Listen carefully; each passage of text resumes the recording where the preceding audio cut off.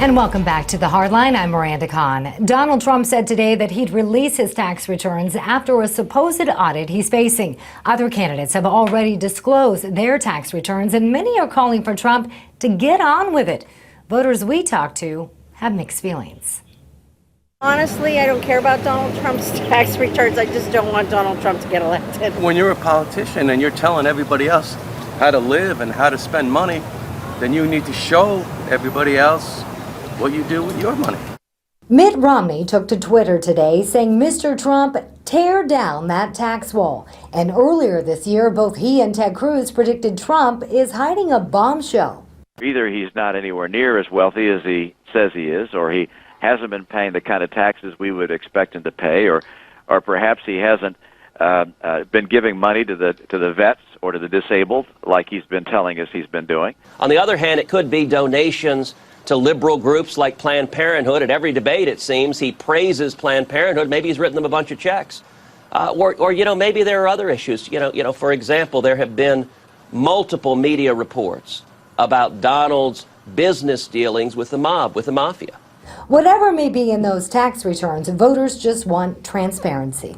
I feel like you have to be an open book and honest with people. Why are you not releasing the information? Are you hiding something?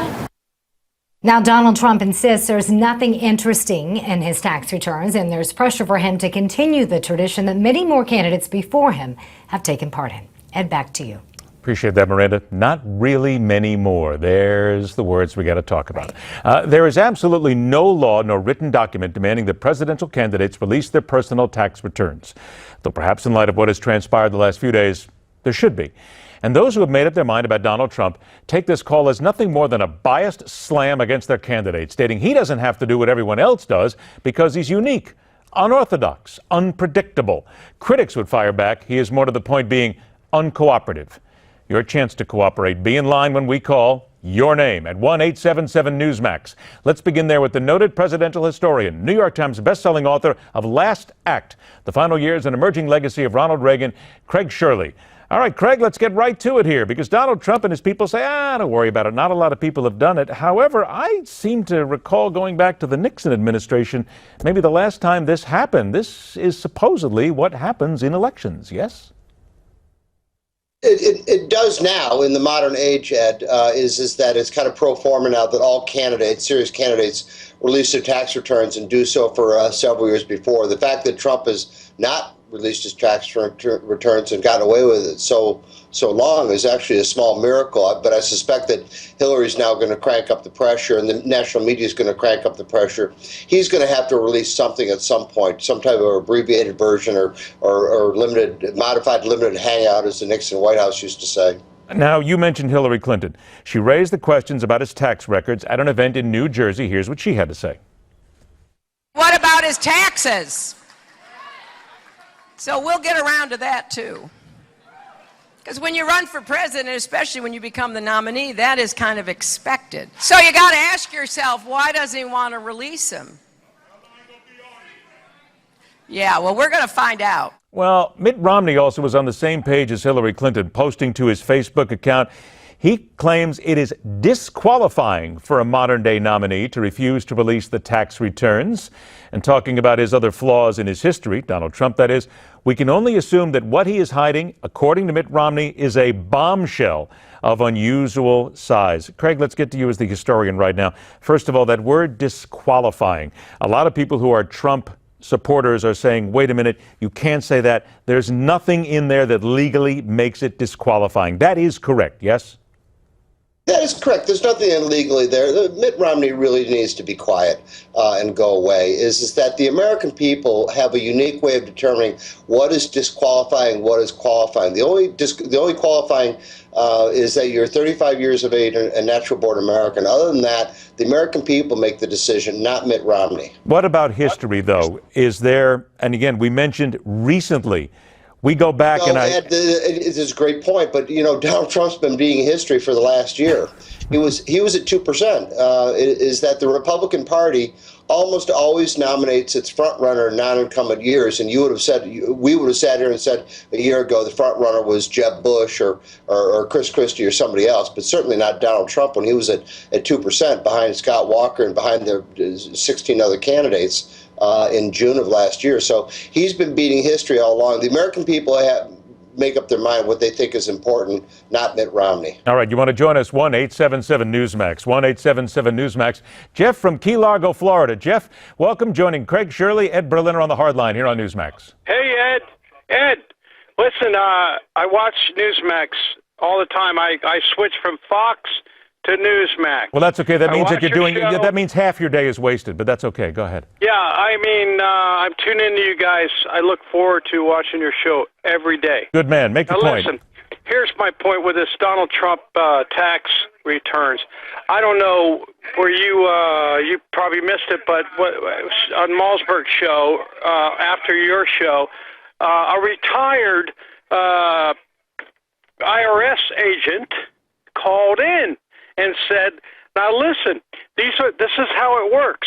When you're under audit, when you're being audited by IRS, you don't release your tax returns. Hold on. Okay, Jeff, 1 sec. I'm going to stop you there because the IRS has already stated today that there is nothing legally that stops an individual from releasing his or her tax returns at any time, even during an audit. You can have an official who can say that it's not a smart idea, but Donald Trump has been audited now for well over a decade. The IRS and I got to be honest with you, I called my accountant and spoke to him today. He said, you can be audited 7 days a week, 365, but if you choose to release your tax returns, your personal returns, you may do it. There's nothing stopping you. All right. Well, I didn't get that message from her, this woman that called in, the Malzberg, Steve. She said that when you're under audit, that the tax attorneys I've had 2 corporations myself. Okay. And I know how IRS is. I think what the difference is, Jeff, and again, thank you for your call, but the difference is, I think, is you will find tax attorneys, and Craig, I believe this is all part of it as well. You'll find tax attorneys who will say, if you're being audited, don't do it. You can, however. There's nothing stopping you from doing it, and it would seem that trying to become president of the United States is a pretty big deal. Yes, it is, and he needs to do it at some point. I think he's missed a political opportunity, though. Is that to say, look, is that many people have been harassed by the IRS, Tea Party groups, conservative individuals during the Clinton administration, during the Obama administration. He's missed a chance to make a political point and say that he's being audited and it might be politically motivated. Indeed, but we have to get back to that point, as we've all pointed out here, that you can release it. It's nothing illegal to be able to do it, and the IRS does not stop you. Now, let me move on a sec. I got a few minutes, but I want to make sure we get in vice president here because there's a tremendous amount of discussion about that. And Craig, your role as a presidential historian, when you look at a guy like Donald Trump, who is such an anomaly when it comes down to being president, as a businessman, does he not need to find that really good, hardcore, solid, well-respected politician to be in there and be next to him? He doesn't need another sideshow. That is the great question, Ed. You know, traditionally is that you reached across the divide to produce a unified convention because unified conventions tend to win in the fall and divided conventions tend to lose in the fall. So the liberal John Kennedy chose the conservative Lyndon Johnson. The liberal Eisenhower chose the conservative Richard Nixon. The conservative Ronald Reagan chose the liberal George Bush. If you think about it, is that most conventions in the modern era feature candidates winning from one side of the spectrum, reaching out to the candidate from the other side of the spectrum to produce unified conventions. Divided conventions, Republicans in 64, 76, 92, other years went on to lose. Democrats were divided in 68, 72, and 88, and other years, and they went on to lose. So is that the whole idea, but this is so anomalous, and you're right, is that if he picks somebody from the establishment to produce a unified convention, he may cross-pressure his own base and turn off his own supporters. It may be best for him to pick somebody more in league with him, which is a complete outsider to complete the message. All right, now here's something to discuss. Jared from Fresno, California joins us on the Hardline tonight. Jared, who should be vice president? You've got 2 people in mind. You've got 30 seconds. I have 2, Sarah Palin and Newt Gingrich. Why Sarah Palin or Newt Gingrich? Quickly. Well, Newt Gingrich, the tough question, but I think he'll be a good pick.